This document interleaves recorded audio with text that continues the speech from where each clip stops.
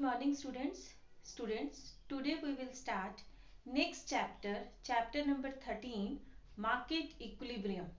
इससे पहले हमने किया था परफेक्ट कंपटीशन मार्केट का मीनिंग, उसका फीचर्स. अब हम करेंगे परफेक्ट कॉम्पिटिटिव मार्केट के अंदर इक्विलिब्रियम को कैसे सेटअप करते हैं. तो सबसे पहले इक्विलिब्रियम का मीनिंग, इक्विलिब्रियम है क्या. इक्विलिब्रियम एक ऐसी सिचुएशन है in which producer and consumer both are satisfied. No one wants to change the position.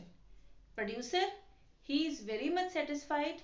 क्यों satisfy है वो? क्योंकि जितना भी उसने प्रोडक्शन किया है वो पूरा का पूरा सेल आउट हो गया है, कुछ भी उसके पास स्टॉक अनसोल्ड नहीं बचा.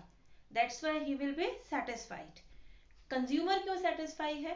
क्योंकि कंज्यूमर की जितनी रिक्वायरमेंट है उतनी प्रोडक्ट, उतनी डिमांड मार्केट में फुलफिल हो रही है, तो उसे भी कोई प्रॉब्लम नहीं हो रही है.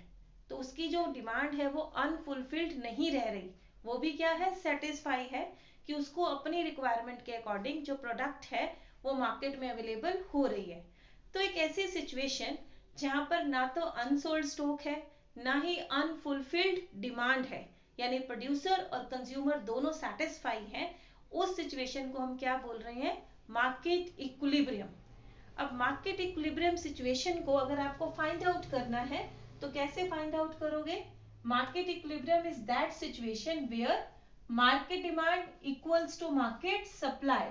एक ऐसी सिचुएशन जहां पर मार्केट डिमांड और मार्केट सप्लाई इक्वल्स हो जाएंगी, उस सिचुएशन को हम क्या बोलते हैं, market equilibrium. Market equilibrium situation को शेड्यूल और डायग्राम दोनों से एक्सप्लेन करेंगे.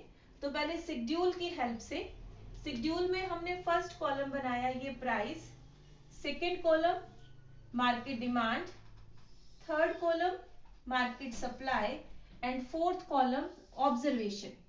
ये हमारे पास शेड्यूल आ गया.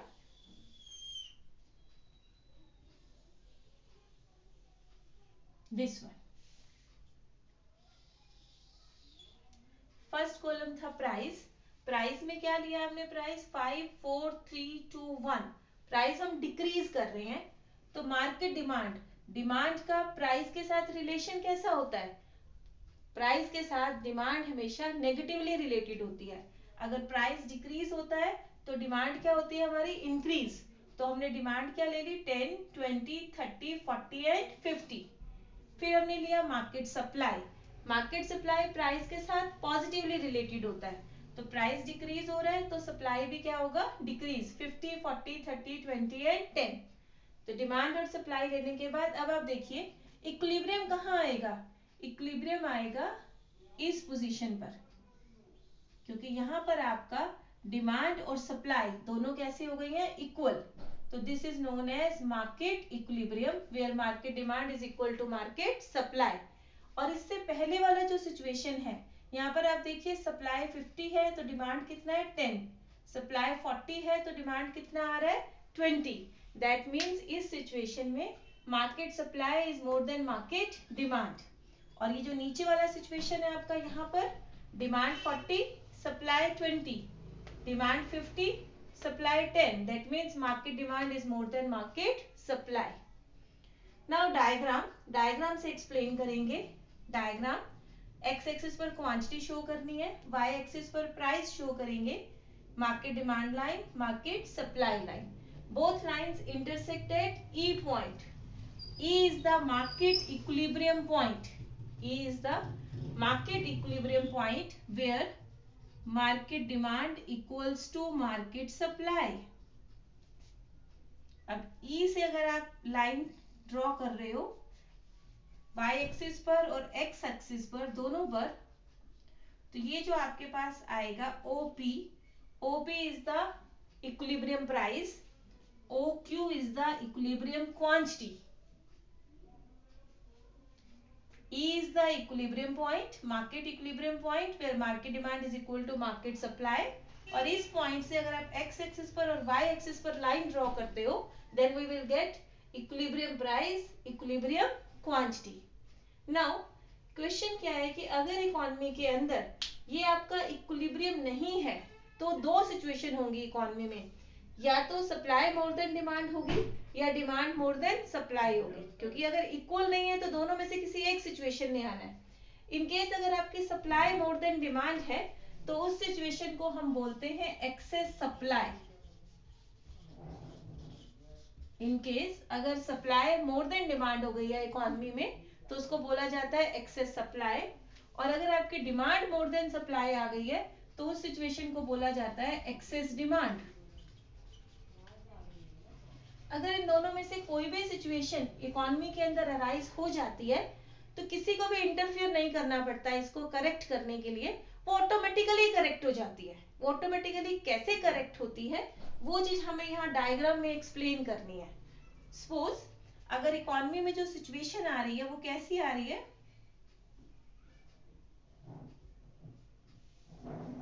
इस सिचुएशन पे है हमारी economy, that means OP1।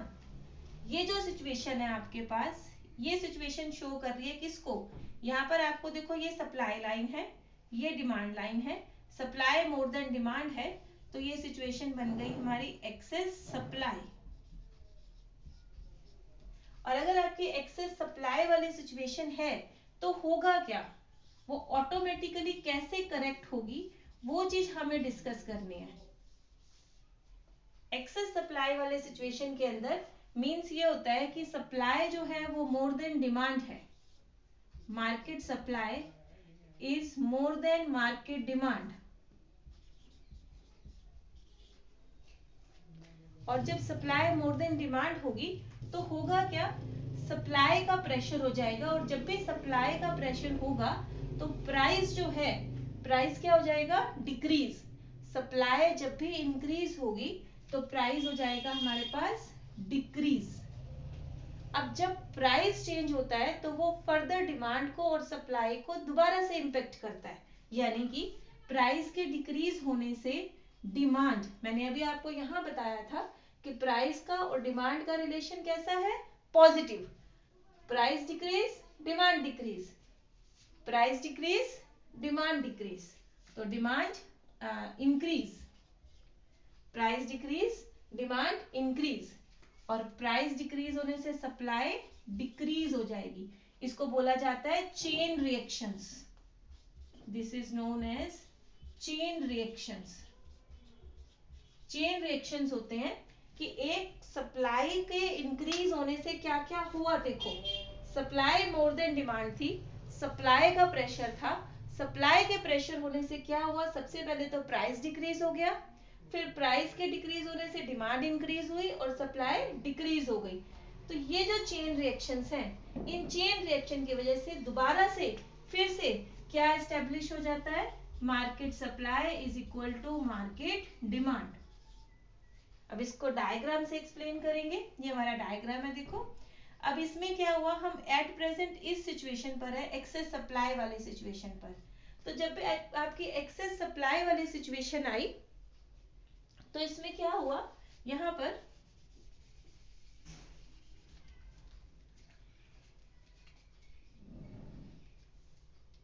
Price decrease होना स्टार्ट होगा, यहां से P1 से P की तरफ डिक्रीज होना स्टार्ट होता चला जाएगा। जैसे से प्राइस डिक्रीज होगा, प्राइस का इंपैक्ट डिमांड पर पड़ेगा, प्राइस डिक्रीज हो रहा है तो डिमांड क्या होगा, इंक्रीज। ये आपका डिमांड है, डिमांड यहां से इंक्रीज होके इस तरफ जाएगा, ये देखिए अब ये इंक्रीज हो रहा है यहाँ पर, और सप्लाई जो है वो यहाँ से इस साइड जाएगा, तो सप्लाई हमारा डिक्रीज हो रहा है। अगर आपको ये चीज नहीं समझ में आ रही है कि इंक्रीज डिक्रीज कैसे हो रहा है, तो आप नीचे एक्स एक्सिस के अकॉर्डिंग देखिए, इस पॉइंट पर हमारी क्वांटिटी यहाँ आ रही थी, यहाँ से आप इस तरफ इंक्रीज कर रहे हो, दैट मीन्स क्वांटिटी इंक्रीज हो रही है। ऐसे ही सप्लाई के केस में आप पहले इस पॉइंट पर थे यहाँ पर, अब आप इस साइड मूव कर रहे हो, दैट मीन्स क्वांटिटी क्या हो रही है, डिक्रीज। तो डिमांड इंक्रीज होती जा रही है, सप्लाई हमारी डिक्रीज होती जा रही है, प्राइस डिक्रीज हो रहा है, दिस प्रोसेस गोज ऑन। ये प्रोसेस कब तक चलती रहेगी, तब तक चलती रहेगी, again we will establish at a E point. जब तक आप दोबारा ई पॉइंट पर नहीं आ जाते तब तक आपका ये प्रोसेस जो है वो चलता रहेगा। तो मीन्स क्या हुआ कि whenever we are having excess supply in the economy, chain reaction start, और ये chain reactions, due to these chain reactions again we will achieve the equilibrium price, equilibrium quantity and equilibrium market equilibrium point. Similarly ये तो हमने case लिया कि जब आपके पास एक्सेस सप्लाई वाली सिचुएशन है। अब इसके अपोजिट अगर इकोनॉमी के अंदर एक्सेस डिमांड वाली सिचुएशन है, यानी कि अगर हम इस पोजीशन पर लाई कर रहे हैं इकोनॉमी में, इस पोजीशन पर, तो इस पोजीशन पर लाई करने का मतलब है ये आपकी डिमांड लाइन है, ये आपकी सप्लाई लाइन है, डिमांड मोर देन सप्लाई है, तो इसको हम बोलेंगे एक्सेस डिमांड। तो एक्सेस डिमांड की सिचुएशन है, डिमांड मोर देन सप्लाई है, ठीक है। एक्सेस डिमांड वाली situation where market demand is more than market supply, इस सिचुएशन पे है हम। अब क्या होगा, फिर से वही चीज है, चेन रिएक्शन स्टार्ट होंगे और चेन रिएक्शन से ऑटोमेटिकली दोबारा से इक्विलिब्रियम प्राइस जो है वो सेटअप हो जाएगा। और जब चेन रिएक्शन स्टार्ट होंगे तो कैसे होंगे, डिमांड मोर देन सप्लाई है, तो प्रेशर किसका है, डिमांड का, और डिमांड ज्यादा होने से क्या होता है, हमारा प्राइस इंक्रीज हो जाता है। फर्स्ट स्टेप प्राइस इंक्रीज होता है। देखो अब आप यहाँ हो इस पॉइंट पर, तो यहां से आपका प्राइस इंक्रीज होना स्टार्ट होगा पी की तरफ। फर्स्ट स्टेप प्राइस इंक्रीज होगा। नाउ सेकंड, प्राइस इंक्रीज होने से डिमांड क्या हो जाएगा, डिक्रीज। अब आप अपने डायग्राम में देखिए डिमांड डिक्रीज हो रहा है क्या, आप इस पॉइंट पर हो, दिस वन, यहां पर, यहां से आप मूव कर रहे हो, कहां पर आप मूव कर रहे हो, इधर ई पॉइंट की तरफ जो हमारा इक्विलिब्रियम पॉइंट है। जब आप यहां से यहां मूव करोगे, यानी कि आप यहां से इस साइड पर मूव कर रहे हो, सेम इस साइड, तो क्वांटिटी क्या हो रही है हमारी, डिक्रीज, तो क्वांटिटी डिक्रीजेस। देन इसके बाद इसका इम्पैक्ट सप्लाई पर भी, सप्लाई पर इम्पैक्ट क्या होगा, सप्लाई इंक्रीज होगा, क्योंकि प्राइस और सप्लाई का रिलेशन कैसा होता है, पॉजिटिव, तो सप्लाई इंक्रीज होगा। तो ये हमारी सप्लाई लाइन है, इस जगह पर है, हम यहाँ से हम मूव करेंगे इस तरफ। हम पहले इस पॉइंट पर है, अब हम मूव कर रहे हैं इस पॉइंट पर, तो यहाँ हम इस तरह से मूव कर रहे हैं, तो क्वांटिटी क्या हो रही है, इंक्रीज, सप्लाई इंक्रीज। तो ये क्या है हमारे पास, चेन रिएक्शंस।